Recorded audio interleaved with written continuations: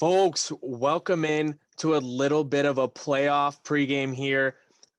Brought to you by Picasso's Pizza, picassosPizza.net. Make sure you get there for all your pregame needs. But I'm your host today, Ty B. We got Meerkat, we have Dwayne with us, and none other than Karlos Williams, Bills legend, I would say, because of that hot streak he had. But Karlos, how you doing tonight?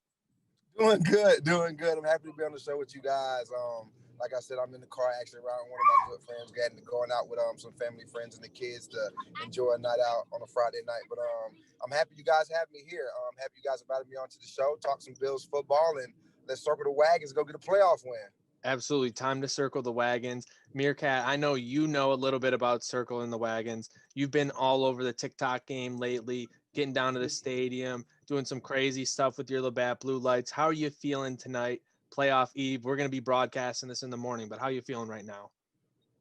Man, I'm feeling good. I'm hyped to have Karlos on. He's making time for us, so I appreciate that. I'm a big fan. I'm into like trading cards, sports cards and stuff. And before I even knew we were doing this interview, I bought some of your Bills rookie card autographs a few weeks ago. Appreciate it, Big man. fan. I got some cards at the house. I'll send up. I got some cards at the house. I got a bunch of cards at the house. I'll send them up, man. Oh, that'd be awesome. Hold on. Let me just start this. Karlos, I'm Dwayne. Obviously, I'm the guy. I just want to start off. I'm coming in hot. Hey!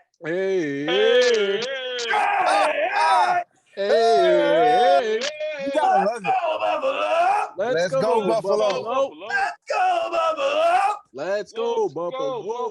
Wow, Dwayne. If I yell too, it's going to break the mic. There is zero right now. It's going to break their ears. I am hyped up as shit. I am hyped up as shit, and you guys are coming in with that bullshit. That is ridiculous.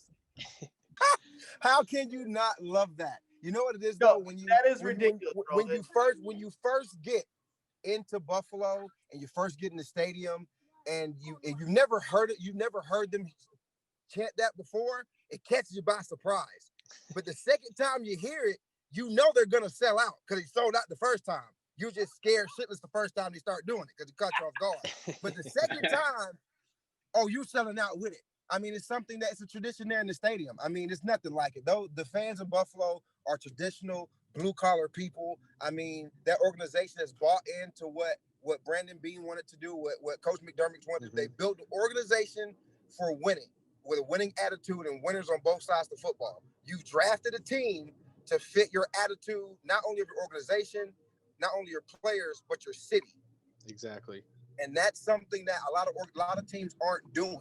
I mean, every year you see other teams rehiring a coach or rehiring a new head coach or firing a coach. He's going to be there for a while. McDermott, he's building his legacy there as a head coach in Buffalo. He's going to be there for a while.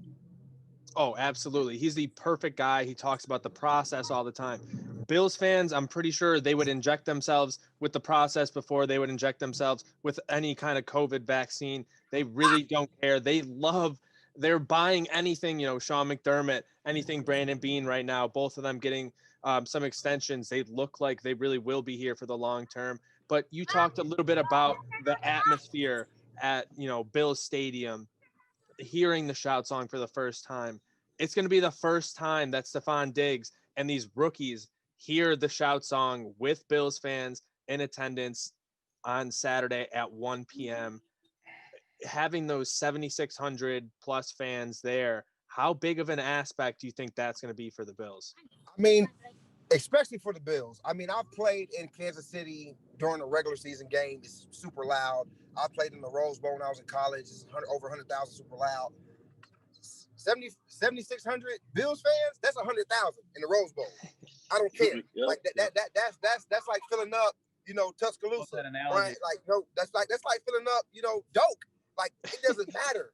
It's going to be loud. They're going to be out of control. I mean, those 76 are probably going pregame. They're going to be ready for when that ball is kicked off. These Bills fans have been waiting for their team to be in the playoffs. They made it last year, and they made it again this year with the intention of dominating like they've been playing and going to a Super Bowl. So now we can have asses in the stands. We can be in attendance and watch our team in live and in color. Yes. Or we're gonna go batshit crazy. Like we're gonna go crazy, and we're gonna let the other team know that it's only 76 of us, but it's gonna feel like 100,000. It's gonna feel like a packed house. I think that's got to give you so much extra little fuel. I know, Dwayne, you've played hockey, Meerkat, you played football at Clarence. So you know that when you got the fans fully there behind you, it gives you that little bit of extra energy boost, especially, with a playoff game, a playoff atmosphere, the first time since 1995, Dwayne. Oh, it's like Karlos hit the nail on the head. Maybe 6,700 people or 7,000, whatever it is. But like straight up, man, like the adrenaline that's like, just knowing that this is the first playoff game, home playoff game in 25 years or however long it's been, and just knowing that like for the first time you have fans there, just that adrenaline on that first drive, offensively or defensively. I'm sorry, I do not want to be the Indianapolis Colts on that first drive because whoever it is, whether it's an offense or defense, they are going to get destroyed. I hope it's on offense because Josh Allen is going to throw that thundercock all over the field, and he is going to let loose and drive this team down the field for 7. I totally agree. I think with the fans being in there and just having somebody to play in front of now. It's not just going to be a regular season game atmosphere. They're going to have the energy of a playoff game. You already have the AP system going. You already have, the atmosphere is going to be there. I guarantee they create the energy. Buffalo's been waiting for this opportunity, and the players have been waiting for the chance to put on a show for their fans in front of their faces. Now the time has arrived. They're going to do it. Stephon Diggs is leading the NFL in 2 categories right now, and leading receiver in the NFL. Best receiver in the NFL this year, hands down. And I did a podcast last night with Hear the Spear, our friends. We were talking about it presented by Nose Games. That we were like, what's so crazy is about Minnesota knew the value of Diggs when they let him go. The issue was, how do you pay Dalvin Cook, Kirk Cousins, Adam Thielen, and Rudolph? How do you continue to pay those guys? They're all not this. They're all not the Pro Bowl caliber player that Diggs is. Besides Dalvin Cook, Cousins is not making Pro Bowls every year. Thielen's not doing it. Rudolph isn't doing it. So you got to pay your running back. He's taking the beating. Yep. He's really taking the brunt of the work, and you're a run for first team. Yeah, you trade your all-star. You trade your all-star to a team that not only is not in your conference, not in your division, but who can value him, who needs a true number one. Not saying their receivers aren't productive. They need a true number one who's going to stand out and make plays. And then you give your rookie quarterback, your second-year quarterback, a seasoned vet who knows how to play the game and a playmaker. Mm-hmm. You get Colt Beasley, seasoned vet. Knox, the tight end who nobody knew before he got there. Consistent, great blocker on the edge. You took pieces of offensive linemen that nobody thought they wanted, and you created an offensive line that's got two young backs in the NFL dominating as a 1-2 punch. They're fun to watch. I love watching them. And then you go on defense. You got Jerry Hughes, who was there in 2015 when I first got there, the GOAT. Old head. He plays consistent football. Then you got, I call it the triangle. You got Oliver, you got Milano, and you got Edmonds. That triangle, two linebackers were on the sideline. And you got an A-gap defender who's tackling everything that moves. Let's go to the back end. You got one of the best corners in the league in White. You got 2 Pro Bowl safeties. Each year, any other year they can go to the Pro Bowl. It doesn't matter. They're taking stuff off the top end. They're flying around. So where across the board do you expect to be successful playing against this team when they haven't seen the playoffs in a home game in countless years? They haven't had fans in the stadium all year. They've been building this team since McDermott got there. They found the pieces to the puzzle. Now they're playing their best football. This is a dangerous football team. It is. And a lot of people don't want to give Buffalo that respect because, Brady left the conference, left the division. And I don't care about none of that. Josh Allen has proven himself to be top 5 quarterback in the NFL. He should be up there for winning the MVP, the way he performed the past 2 years. I think the body of work is getting there. He's getting there to be an MVP conversations. I mean, this organization is flipped the script totally. I think they're ready for a Super Bowl run, and tomorrow's going to be the defining factor. I think they come out with a W. They put another 40 points up. Oh, I can absolutely see it. Meerkat, I know you're going to say it. I'll let you say in a second. Thank you, though, Karlos. I needed that because I've been saying it all week. I don't know why I'm so confident. That's exactly why. Thank you for putting that into words, Meerkat. Give it to me, though. Karlos, man, I love how outspoken you are. It's cool how much you're keeping up with the Bills and you're supporting them. You got high praise for Brandon Beane. I mean, fuck Doug Whaley, fuck Doug Whaley. Let's go. I love it. Okay. But what have you been up to? I saw you sign with the Toronto Argonauts. I mean, yeah, you going with the Argos. I know CFL's got some weird stuff going on, but are you still pursuing like a professional career in football? I mean, you're only 27.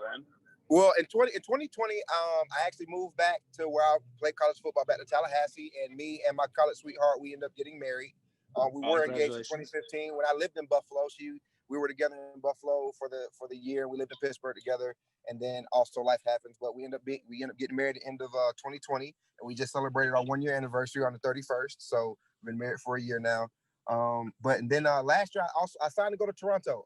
It was something I came back to Tallahassee to finish school in October, and I started doing barn burner radio, which is up there in Canada, and it was just something I just wanted to fill some time in while I was going to school. I was working out, but it's something I just needed something else to do, and I started talking about Canadian football, and James Waters is a close friend of mine, and he was up there playing football, and I was trying to watch him play, and all of a sudden the season ended, and they reached out to me, and I said, I mean, why not? I mean, if I wasn't supposed to be playing, I wouldn't have had an opportunity to play, and I truly believe in that. So they gave me an opportunity. I signed, and I was working out and training, but the pandemic came and shut down the borders, shut down the season. But luckily, they reached out again. They offered to re-sign, and I said, why not? I mean, I've been given another opportunity to play football. I worked my ass off to be in football shape to go perform to play. So why not go put on a show? Why not go perform? Why not go chase a Grey Cup?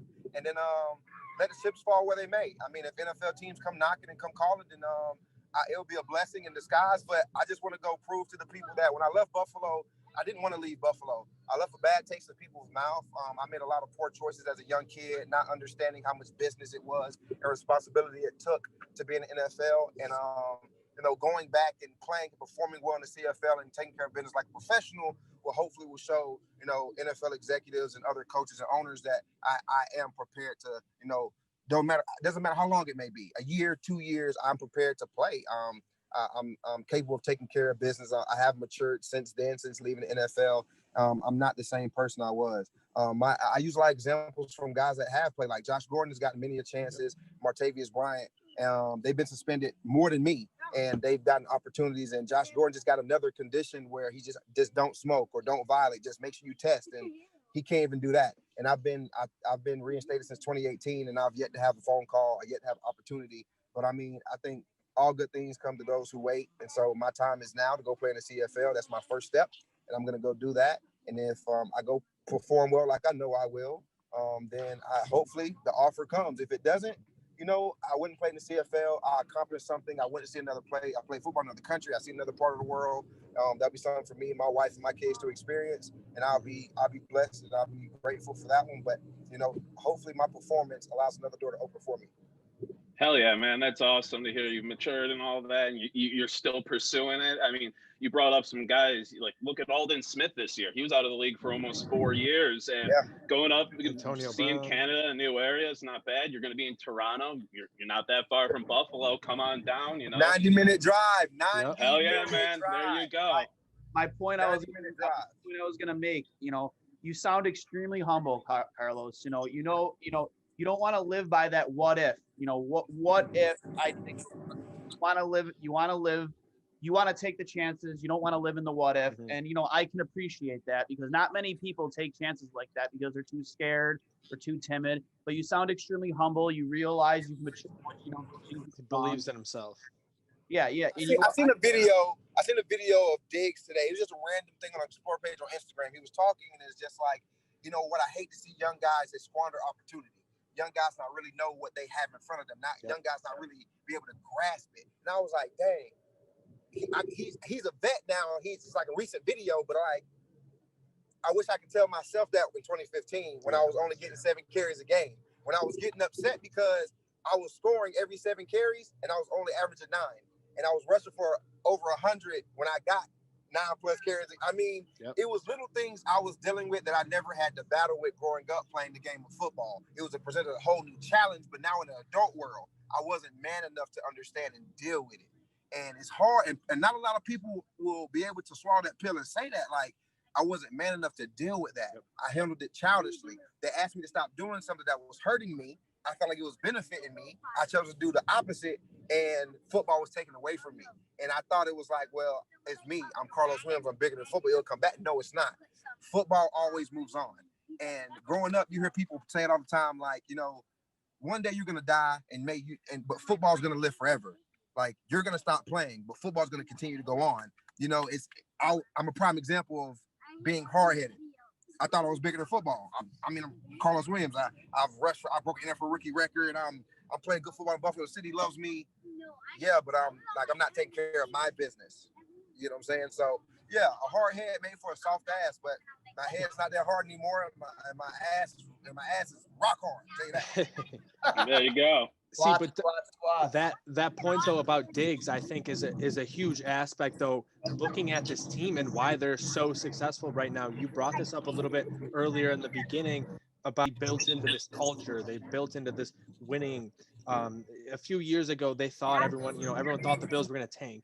They thought they were just trying to get the number 1 pick in the draft. They come out and they end up making the playoffs.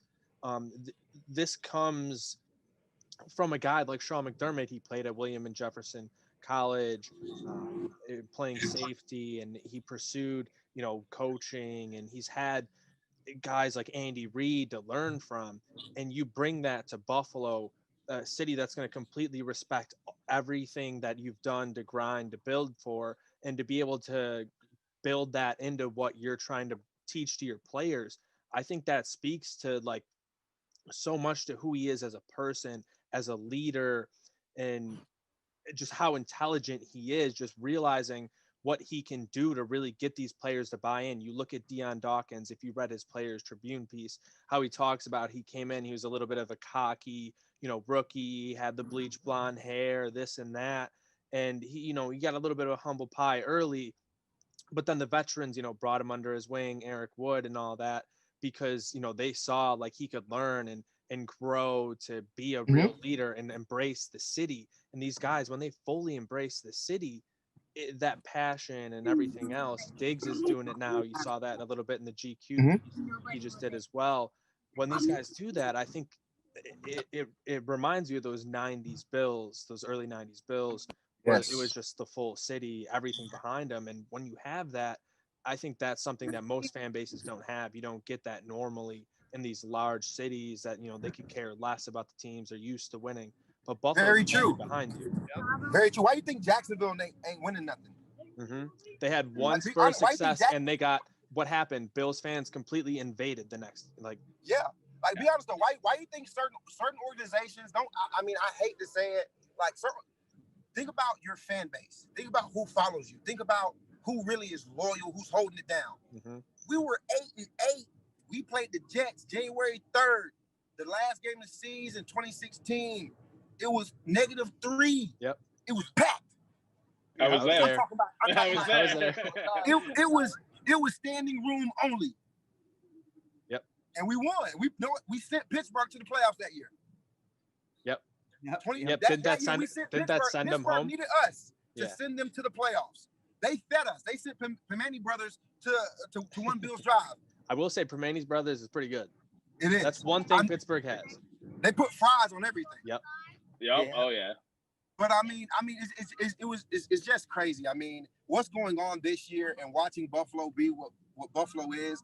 They're hardworking people. The community itself, they just want what they deserve, and they know that. I mean, you don't go to 4 straight Super Bowls and not win it for just not to be rewarded at some point in time. You get what I'm saying? You don't win 4 AFC championships to not be rewarded at some point in time. This team has They put in the time. They've been patient. The city's been patient. They're building. They're renovating the city. They're doing things to make Buffalo what Buffalo is. It's a beautiful place when you come in there. When you land There's in there, about to be a Buffalo Kids store in the Galleria Mall. I mean, what they're doing up there in Buffalo is crazy. Don't get me wrong. I mean, it is legitimately crazy. They're changing. They're trying to make Buffalo into what New York City is. It's a real city. It's not a town. It's not just little Western New York. No, we count. We're real people. And now we have a football team that's standing up for something. We're real people. We're not the Jets. We're not the Giants. We're New York. We live in New York. We're New York. We are New Yorkers. Like it's something about being in Buffalo. It's not like being a part of Jersey. Like the Jets and Giants aren't real New Yorkers. I don't feel like that. You guys play across the bridge. It's not the same. Like we play out in nowhere. Like it's nothing but Buffalo and the little hay balls out here when we play in August. You feel me? Out here, that's what it is. Like I feel like we're the country boys in New York. Like Hey, we love it. We're the hard-working people of New York. We don't have all the luxury of the nice cities and all that extra. We don't got that. We got to go get ours. We had to work for it. I learned that from the people of Buffalo. They're hard workers. They take pride in what they go out and earn on their own. And that's something that city has instilled in their organization. And that organization has took on the identity of the city. And that's why they're performing so well. You know, Karlos, you keep on saying we're and we. Like, I love that, dude, because even though you were just here for one season, I feel like you are still part of this family. How the passion in your voice, how you talk about Josh Allen, Stephon Diggs, back when you played Jerry Hughes and, Eric Wood and all these guys, like, it feels like you're still here. You're still part of this family, and you are still part of this family, man. Like I did the Bills. You need some work. You need some work on your Bills chant, bro. You need some work on that Bills chant. When I go, hey, I don't hear it. I don't hear that. So, circle back, do some work. Can't scare the kids in the car. Get the kids involved. Teach them. Bring them to Buffalo when you can. We'll all go to a game. I'll take the lead. I'll start the and I need you to come in strong, bro, because that was weak. I promise you, the next time I come in Buffalo, we're going to Gables Gate, my treat, and I'm gonna give you the best "Let's Go Buffalo" you ever heard. Let's go. I better. We might have to get him on wing reviews. Ball's got to shake. Playing at Florida State, though, was it a culture shock when you first got to Buffalo? I know you've adopted Bill's Mafia, the city. You appreciate it now, but going from Florida State to Buffalo's got to be quite the change, man. Especially playing with such big personalities and stuff. You probably were having fun down there with J-Boo. It wasn't really culture shock. Put it this way, I had a lot of teammates in Buffalo with me. Like I had Ronald Darby, I had Nick O'Leary, I had Nigel Bradham, I had EJ Manuel. I mean, we had guys on the team that I played with. Like EJ and Nigel graduated high school the same year. My brother did enroll in Florida State the same year, and I had been with my brother only 4 years apart. So I was literally getting recruited the same time he was being recruited. So we were all being recruited together. I mean, we spent a lot of time together before we even got drafted. So it was just like I was at home. They made me comfortable. I had a safety net. I didn't have to call my brother, big brother, all the time. I can call EJ. I can call Nigel. I mean, I can call my teammates who I just won that championship with. So I mean, it wasn't really a culture shock. I mean, the biggest shock was snow. Yeah. Snow. We saw Diggs had that shock too. Black ice. Sucks. Driving on snow sucks. It's terrible. Like it's terrible. I hated it. I hated it. I had a truck. They made it. I hated it. Everyone's like, yeah, all weather tires, I'll be fine. No, always get the snow tires. That's the first thing you. And then you can't. And then it's crazy. And then the crazy part is you can't really drive. It's almost like you brake and let your car slide. Yep. Yeah. You just pump. Because if you hit the gas pedal, you're screwed. You'll fishtail and die. Yep. Yeah. Absolutely. But you talk about those Florida State days. Some of these guys are going to be here in the playoffs as well. Before we just get a little prediction from you on what happens with the Bills game, you got, Jameis out there. He's going to be backing up Drew Brees. Who knows what'll happen? And what do we got? Dalvin Cook's playing. Yeah, we got Jalen Ramsey in a huge game against the Seahawks. playoff football is hard to predict because some teams get to the playoffs and they piss down their leg. Some teams get to the playoffs that don't deserve to be there, and they play like, literally Jesus is standing on their shoulder. So, it just depends on who decides to show up. And you're not gonna know who shows up until the ball is kicked. You're not gonna know. You're not gonna know. I'm telling you this right now. Know what I hate about the game of football now? There's no real kickoff. Yes. There's no kickoff. Absolutely. Want to know why? Because kickoff sets the tone for the game. You find out what motherfuckers gonna play real football when that ball is kicked. You find out who's scared, who's not scared, who's gonna make contact, who's gonna avoid contact, who's gonna play some real hard-nosed football when that ball is kicked. Because somebody's ass getting knocked out on kickoff. Yes, absolutely. And that's one of the reasons they're trying to remove it. And like Meerkat and I are just grinning because that was our favorite thing. Yeah, I used to leave the wedge on kick return. Oh my God, that's what you want to do. You want to come out there on kick return, opening kick return of the game, and just lay out a motherfucker. Every time. Wouldn't have it no other way. Yeah, Karlos, I don't know how familiar you were with like any of Western New York, like high school football, but I ended up having to play for Riverside because I went to City Honors. We didn't have a team, whatever. So I played, with the city team. So I was, one of like 3 white kids on the entire team. Laid someone out on a kick return. The entire sideline's going nuts. Who did that? Who did that? Me. And they're absolutely nuts. There was no more energy I could have ever gotten after that play. Like that put so much energy in the team. We went out. Absolutely drove right down on offense, right down their throat, scored, defense comes out, caused a turnover. Like you feed off those plays, and they took so much out of the game with that and all these touchbacks. I hate to see it, but I absolutely understand why they did it. And most I don't understand. That's the risk you play. We make millions of dollars. Yeah, I can take a couple concussions for 6 figures. You know how hard it is to make 6 figures without being an Instagram model or influencer these days? Like it's super hard. It's super hard to make 6 figures now. Unless you're gonna do something strange for a piece of change. All can't be Rachel Bush, right? All right, but yeah, before we let you go here and let you enjoy the rest of your evening, we got to get you, to give your prediction for what you think is going to happen here. 1 p.m. Bills Stadium kickoff. Phillip Rivers and the Colts versus Josh Allen and the Bills.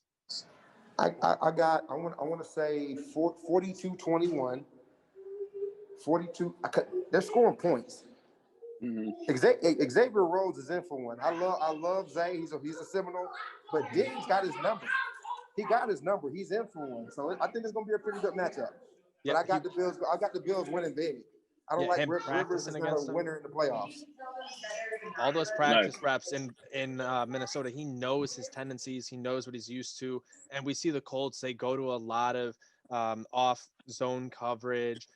They're not going to shadow Diggs either. So, like that's exactly where Diggs and Beasley are just going to eat because they're going to be able to find those soft spots because they're veterans and you have that chemistry with Josh that they developed so in the season. That's huge for them. Side note, check now.